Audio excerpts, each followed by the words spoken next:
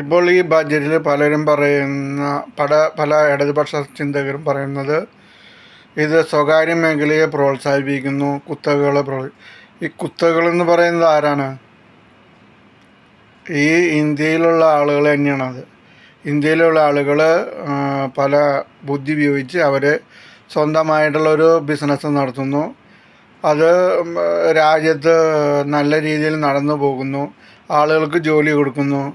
അങ്ങനെയാണ് കുത്തകളാവുന്നത്. ഇപ്പോൾ ഈ ടാറ്റയൊക്കെ ആണെങ്കിൽ പഴയ കാലത്ത് വളരെ ദാരിദ്ര്യം പിടിച്ച ആൾക്കാരാണ് അവർ അവരുടെ ബുദ്ധി ഉപയോഗിച്ച് പലതരത്തിലും സ്ഥാപനങ്ങളുണ്ടാക്കി അങ്ങനെ വന്നു. അതുപോലെ ഈ അംബാനി ആയാലും അദാനി ആയാലും എല്ലാം അവർ വളരെ പ്രയത്നം ചെയ്തിട്ടാണ് പല സ്ഥാപനങ്ങളും ഉണ്ടാക്കുന്നത്, ആളുകൾക്ക് ജോലി കൊടുക്കുന്നത്. അതുകൊണ്ട് അവരെ കുത്തകളാണ്, അവരുടെ സ്ഥാപനങ്ങൾ പാടില്ല എന്ന് പറയുന്നത് തെറ്റായ ഒരു നയത്തിൻ്റെ ഭാഗമാണ്. ഈ പൊതുമേഖല മാത്രമായിട്ട് നിലനിന്ന് പോകാൻ ഒരു എലക്റ്റഡ് മന്ത്രിസഭയിൽ ഒരിക്കലും സാധിക്കുകയില്ല. കാരണം എന്താണെന്ന് വെച്ചാൽ 5 വർഷം വരുമ്പോൾ ഇലക്ഷൻ വരും. ഈ ഇലക്ഷൻ വരുമ്പോൾ അവർക്ക് വോട്ട് കിട്ടേണ്ടി വരും. അപ്പോൾ അതിനായിട്ട് ഈ പൊതുമേഖലയിലെ ഒരു കർശന നടപടിയായിട്ട് സ്വീകരിക്കാനായിട്ട് സാധിക്കില്ല. അത് തന്നെയാണ് ഇപ്പോൾ ഈ ആരോഗ്യ മേഖലയിലും ഇപ്പോൾ കണ്ടുവരുന്നത്. ഇപ്പോൾ ഡോക്ടർമാർക്കെതിരെയോ അവിടുത്തെ സ്റ്റാഫുകൾക്കെതിരെയോ നടപടി എടുത്തു കഴിഞ്ഞാൽ അവർ പ്രത്യേക സംഘടനകളായി തിരിഞ്ഞ് സമരം ചെയ്ത് അങ്ങനെ അവർക്കെതിരെ ഒരു നടപടി എടുക്കാൻ പറ്റാത്ത സ്ഥിതി വരും.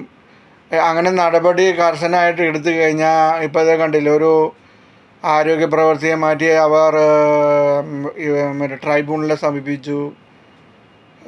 അങ്ങനെ ഒരു പ്രത്യേക സ്വഭാവമായിട്ട് വരും. അപ്പോൾ എന്ന് വെച്ചാൽ ഒരാൾക്കെതിരെ ഒരു നടപടി എടുക്കാൻ പറ്റാത്ത അവസ്ഥ വരും.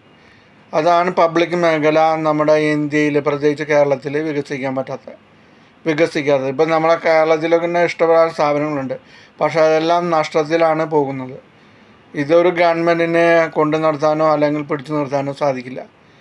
ഇപ്പോൾ ഉദാഹരണം പറയുകയാണെങ്കിൽ ഇപ്പോൾ കെൽട്രോൺ എന്ന് പറഞ്ഞു കഴിഞ്ഞാൽ നല്ല ഡിമാൻഡുള്ള ഒരു പ്രോഡക്റ്റാണ് അവരുടെ എല്ലാം. കപ്പാസിറ്റർ ആയാലും എല്ലാം നല്ല ഡിമാൻഡുള്ളത്, പക്ഷേ അത് നഷ്ടത്തിലാണ് ഇപ്പോഴും. എങ്ങനെയാണ് നഷ്ടത്തിൽ വരുന്നതെന്ന് ഒരെത്തും പിടിയും കിട്ടുന്നില്ല. എന്നാൽ ഈ സ്ഥാപനത്തിൽ സർക്കാരിന് എന്തെങ്കിലും ചെയ്യാൻ പറ്റുമോ? അത് പറ്റില്ല. കാരണം ഒരു എലക്ട് ചെയ്തുള്ള സർക്കാരിനെ ഈ സ്ഥാപനങ്ങളിൽ നിന്നൊന്നും ചെയ്യാൻ പറ്റില്ല.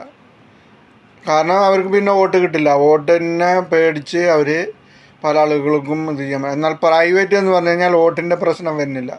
അവർ കറക്റ്റായിട്ട് അത് നോക്കി നടത്തും, അതിനൊരു പ്രോഫിറ്റ് ഉണ്ടാവും, ലാഭം ഉണ്ടാവും. അങ്ങനെയാണ് അവർ കുത്തകളാവുന്നത്. അല്ലാണ്ട് ഈ സർക്കാരിന് വേണമെങ്കിലും കുത്തകകളാവാം. ഇത് വേണ്ട വിധത്തിൽ കൈകാര്യം ചെയ്ത് കഴിഞ്ഞ് കഴിഞ്ഞാൽ ഇപ്പോൾ ഈ കെൽട്രോണൊക്കെ നല്ല ലാഭത്തിൽ കൊണ്ടു നടക്കാൻ പറ്റാവുന്ന സ്ഥാപനമാണ്.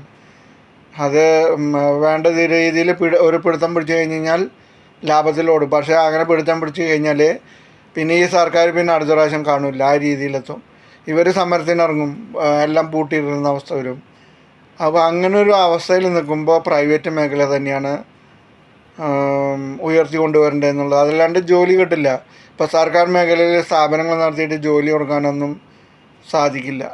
പ്രൈവറ്റ് മേഖലയിൽ തന്നെ സാധിക്കുള്ളൂ. അതുകൊണ്ടാണ് VD സതീശൻ സർക്കാർ ബുദ്ധിപരമായിട്ടാണ് ഇപ്പോൾ ഇത് ചെയ്തിരിക്കുന്നത്. അതായത് പ്രൈവറ്റ് മേഖലയെ പിടിച്ചു നിർത്തുക. കഴിഞ്ഞ സർക്കാരിൻ്റെ കാലത്ത് പ്രൈവറ്റ് മേഖലേനെ കശപിശയാക്കി മാറ്റിയ രീതിയായിരുന്നു. പ്രൈവറ്റ് മേഖലയ്ക്ക് ഒന്നും ചെയ്യാൻ പറ്റാത്ത അവസ്ഥയായിരുന്നു. ഉള്ളവർ പിടിച്ചു നിൽക്കാൻ പറ്റാത്ത അവസ്ഥ അങ്ങനെയായിരുന്നു. ഇപ്പോൾ VD സതീശൻ സർക്കാർ വന്നതോടുകൂടി അതിനൊരു മാറ്റം വന്നിരിക്കുകയാണ്. പ്രൈവറ്റ് മേഖലയ്ക്കും സംരക്ഷണം, അവർക്ക് പുരോഗതി, ആ രീതിയിലേക്ക് വന്നത് വളരെ നല്ല കാര്യമാണ്.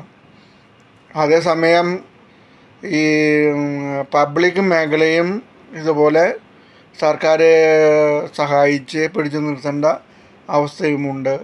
അത് പിടിച്ചു നിർത്തുക തന്നെ ചെയ്യും എന്നാണ് എനിക്ക് തോന്നുന്നത്.